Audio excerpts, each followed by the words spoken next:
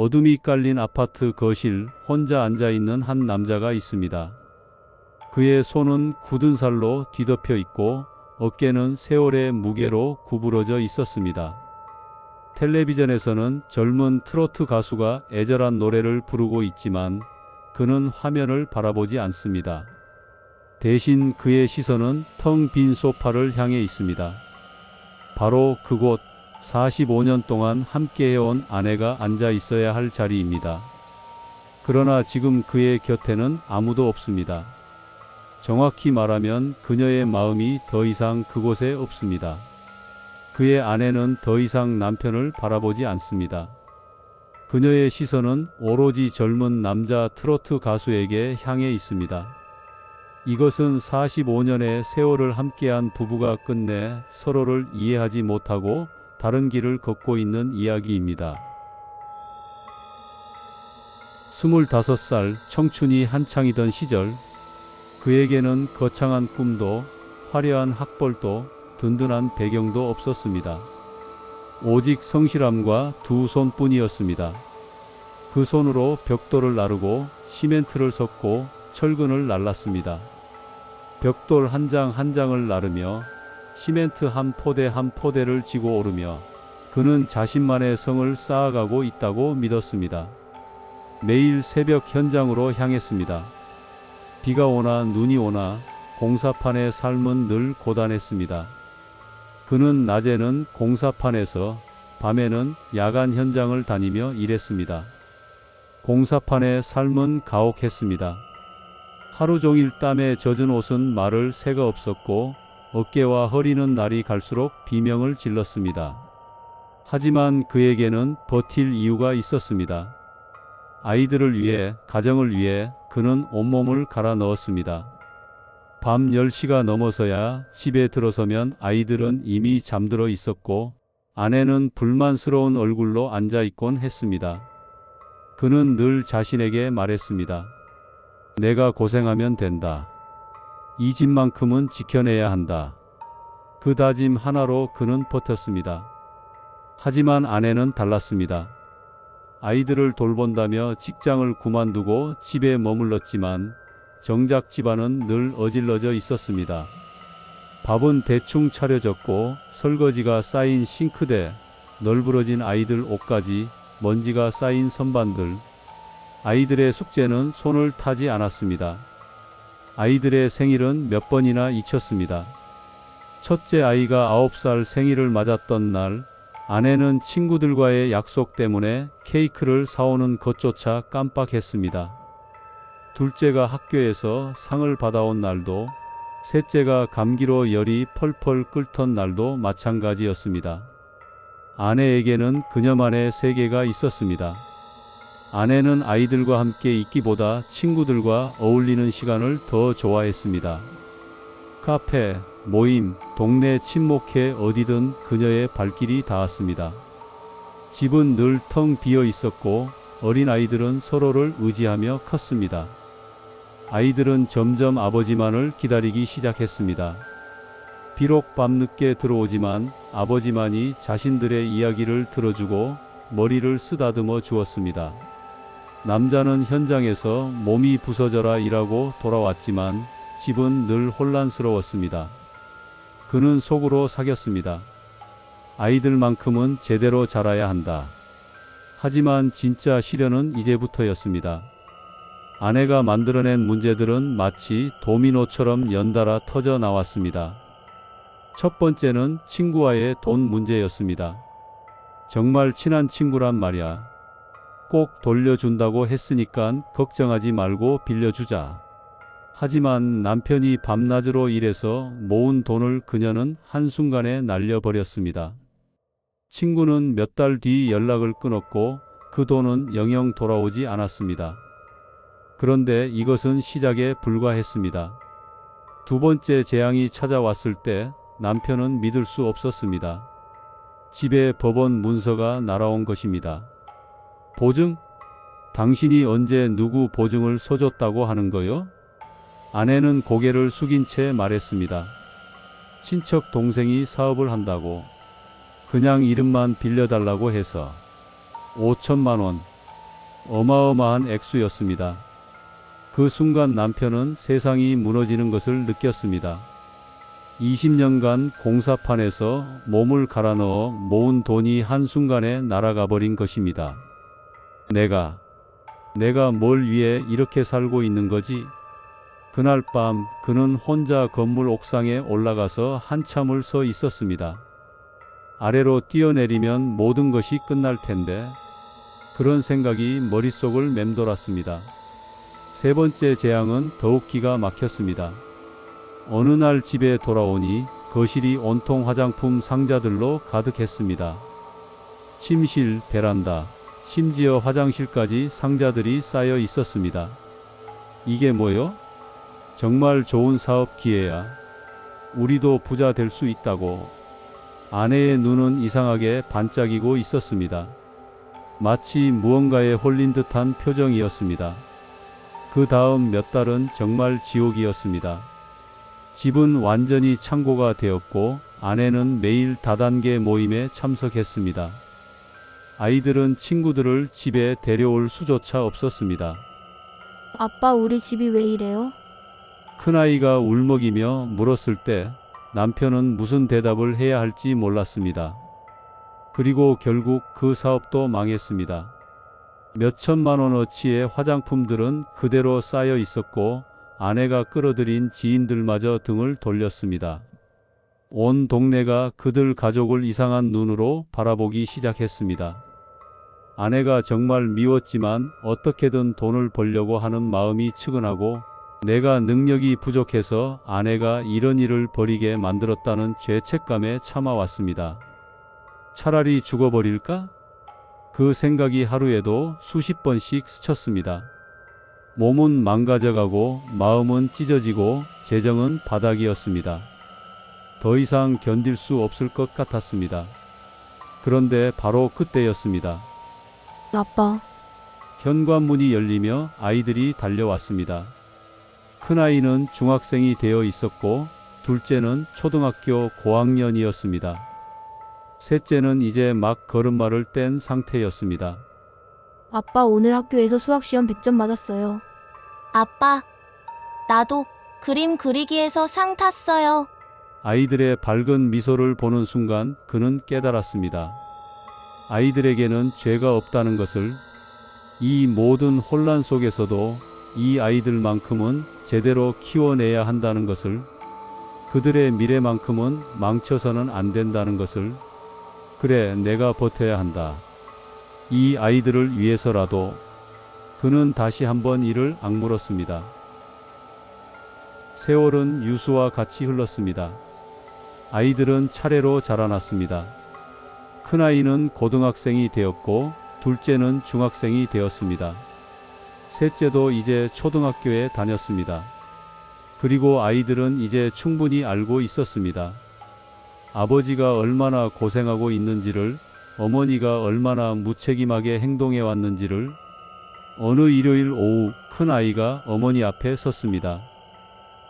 엄마, 큰아이의 목소리는 단호했습니다. 이제는 아빠도 챙기세요. 아빠가 얼마나 힘든지 모르세요. 정신 좀 차리시라고요. 그 순간 아내의 얼굴이 빨갛게 달아올랐습니다. 자신의 자녀들 앞에서 이런 말을 듣는다는 것이 너무나 민망했습니다. 부끄러웠습니다. 미안했습니다. 처음으로 자신이 어떤 삶을 살아왔는지 되돌아보게 되었습니다. 남편이 새벽부터 밤늦게까지 일하는 동안 자신은 정말 무엇을 했던 것일까? 아이들이 학교에서 상을 받아와도 관심 없어 했던 것, 집안일은 늘 내일로 미뤄두었던 것, 친구들과의 모임만 중요하게 여겼던 것. 미안하다, 정말 미안하다. 그녀의 눈에서 눈물이 흘러내렸습니다. 그날 이후 아내에게는 조금씩 변화가 보이기 시작했습니다. 아침에 일어나 남편의 아침을 차려주었습니다. 서툴렀지만 정성을 담으려고 노력했습니다. 아이들의 도시락도 직접 싸려고 했습니다. 비록 완벽하지는 않았지만 그 마음만은 진심이었습니다. 불필요한 모임들도 줄이기 시작했습니다. 오늘은 집에 있어야겠어요 라고 친구들의 약속을 거절했습니다. 집안 정리도 조금씩 하려고 노력했습니다. 다단계 상품들로 가득 찬 집을 하나씩 정리해 나갔습니다. 남편은 그 모습을 보며 조심스럽게 희망을 품기 시작했습니다. 정말 달라지는 건가? 밤늦게 돌아왔을 때 아내가 거실에서 기다리고 있었습니다. 예전처럼 불만스러운 표정이 아니라 미안해하는 듯한 표정으로 고생했어. 밥 데워 놓았어요. 간단한 말이었지만 남편에게는 큰 의미였습니다. 이제라도 달라져서 다행이다. 그는 속으로 안도의 한숨을 쉬었습니다. 45년 인생에서 처음으로 아내로부터 따뜻함을 느꼈습니다. 어쩌면 이제 정말 새로운 시작을 할 수 있을지도 모른다는 희망이 마음속에 조그맣게 피어났습니다. 하지만 과연 이 변화는 진짜였을까요? 아니면 단지 일시적인 양심의 가책이었을까요? 그 답을 알게 되기까지는 그리 오래 걸리지 않았습니다. 세월은 누구에게나 공평하게 흐릅니다. 어느덧 큰아이가 결혼을 했습니다. 하얀 웨딩 드레스를 입은 딸이 아버지의 팔짱을 끼고 결혼식장을 걸어갈 때 남편은 눈물을 참을 수 없었습니다. 이 아이를 위해 살아온 게 맞았구나. 그 순간만큼은 모든 고생이 보람으로 느껴졌습니다. 둘째도 곧이어 독립했습니다. 좋은 직장을 구해 자취를 시작한 것입니다.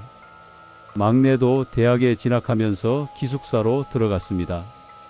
그리고 45년 만에 집에는 부부 둘만 남게 되었습니다. 하지만 남편에게는 또 다른 문제가 기다리고 있었습니다. 바로 그의 몸이었습니다. 첫 번째 무릎 수술이 필요하다고 의사가 말했을 때 그는 믿을 수 없었습니다. 아직 50대인데 벌써? 하지만 수십 년간 무거운 것들을 나르고 쪼그려 앉아 일하고 계단을 오르내린 결과였습니다. 무릎 연골이 거의 닳아 없어진 상태였습니다. 첫 번째 수술, 두 번째 수술, 그리고 세 번째 수술. 어깨도 마찬가지였습니다. 수십 년간 무거운 자재들을 들어 올린 결과 어깨 관절이 완전히 망가져 있었습니다. 두 번의 수술을 받았지만 예전 같은 힘은 나오지 않았습니다. 이제는 무리하시면 안 됩니다. 현장 일은 그만두시는 게 좋겠어요. 의사의 말은 선고나 다름없었습니다. 평생을 현장에서 살아온 그에게 일을 그만두라는 것은 정체성을 포기하라는 말과 같았습니다. 내가 이제 뭘 해야 하지? 집에 머무는 시간이 많아지자 처음에는 답답했습니다.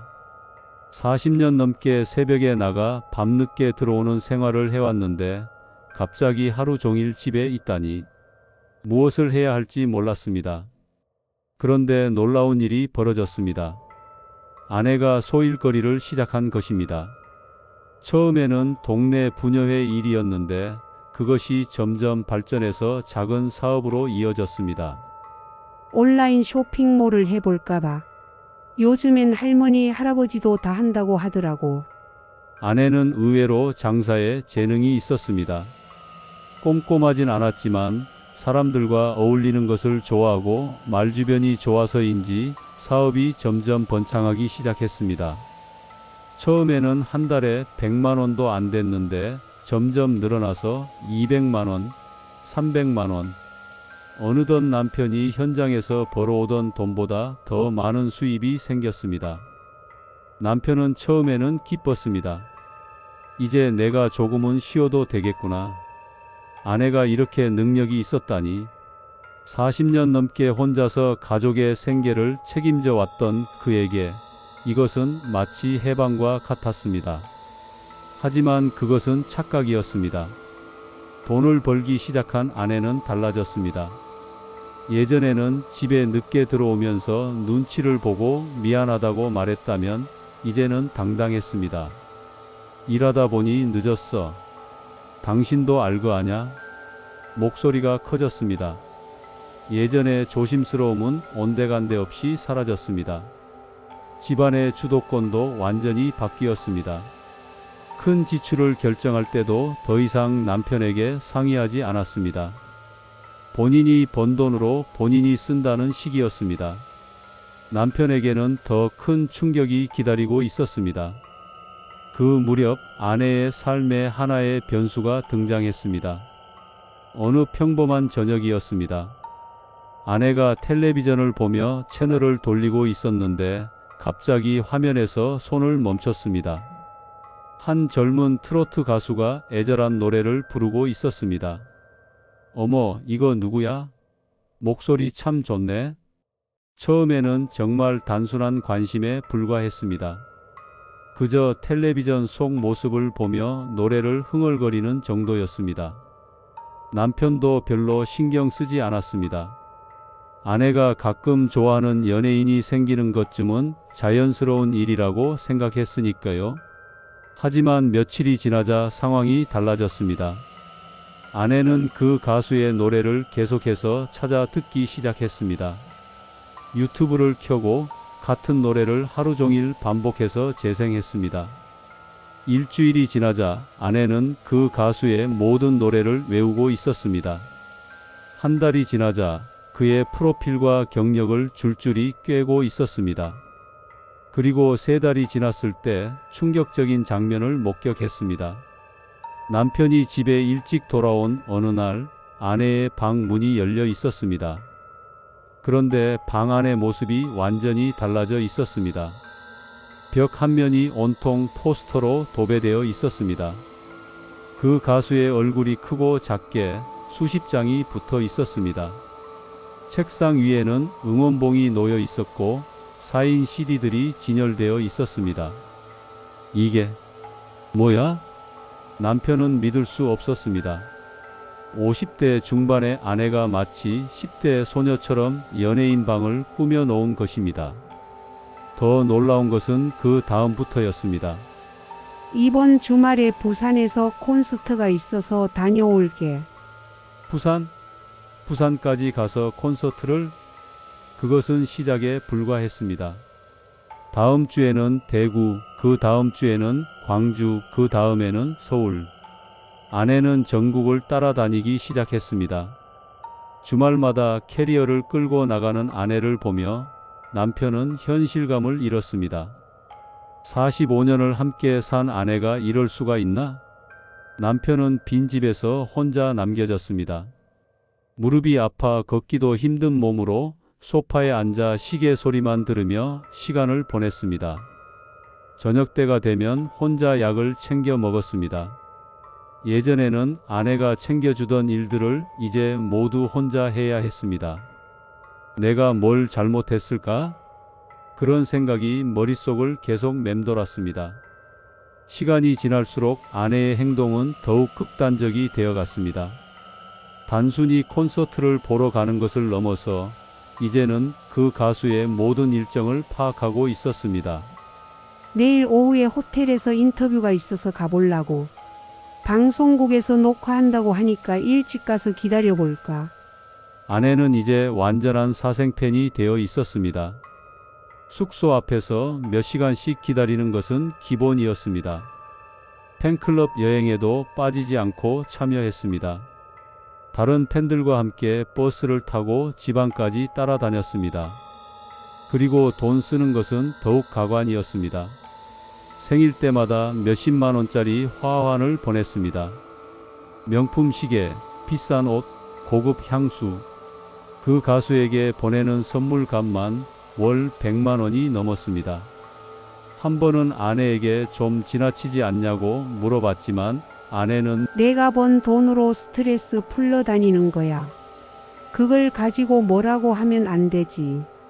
아내의 말에 남편은 할 말을 잃었습니다.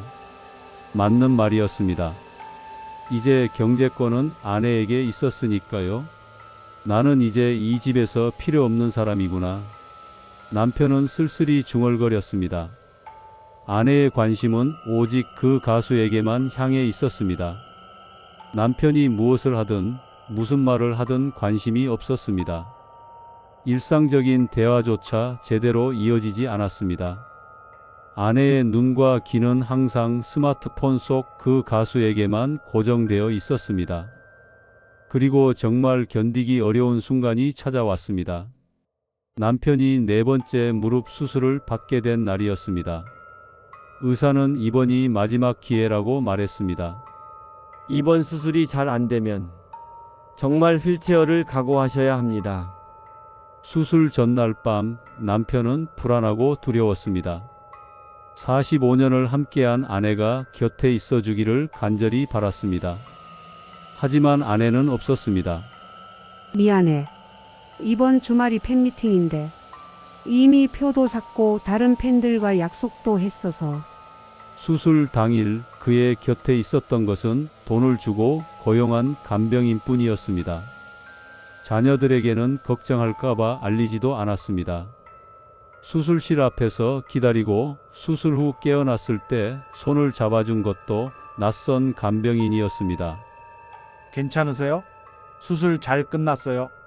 친절하지만 차가운 목소리였습니다. 돈을 받고 하는 일이었으니까요. 평생을 함께한 아내보다 돈으로 고용한 사람이 더 가까이 있다니. 그 순간 남편의 마음은 완전히 부서졌습니다. 시계 소리만 들리는 밤. 그날 밤부터 남편은 잠을 이루지 못했습니다. 거실 시계 소리만 방 안에 울려 퍼졌습니다. 아내는 여전히 집에 없었습니다. 팬미팅 후 뒤풀이에 참석한다고 했습니다. 내가 45년 동안 무엇을 위해 살았을까? 수술 부위가 아파서가 아니었습니다. 마음이 너무 아팠습니다. 공사장에서 몸이 부서져라 일하고 아내의 온갖 문제들을 수습하고 아이들을 키우기 위해 모든 것을 희생했는데 결국 남은 것은 혼자 약을 먹고 혼자 밤을 지새우는 것뿐이었습니다. 과연 이것이 그가 꿈꾸었던 노년의 모습이었을까요? 45년간 쌓아온 부부의 정이 한순간에 무너져 내리는 것을 느끼며 남편은 절망의 나락으로 떨어져 갔습니다. 한 남자가 있습니다. 그는 평생을 가족을 위해 살아왔습니다. 그러나 이제 그의 곁에는 아무도 없습니다. 아내는 젊은 남자 가수를 쫓아다니며 자신이 지켜야 할 가정을 떠났습니다. 남편은 생각합니다. 사랑은 감정이 아니라 책임입니다. 책임이 사라지면 가정은 무너집니다. 그는 더 이상 아내를 사랑할 수도 미워할 수도 없습니다. 남은 것은 비참함과 고독뿐입니다. 그는 조용히 바람처럼 말합니다. 부디 다른 가정은 우리와 같은 길을 걷지 않기를 바랍니다. 여러분은 이런 상황을 어떻게 생각하십니까? 가정을 위해 평생을 헌신한 남편과 삶의 방식이 완전히 다른 아내.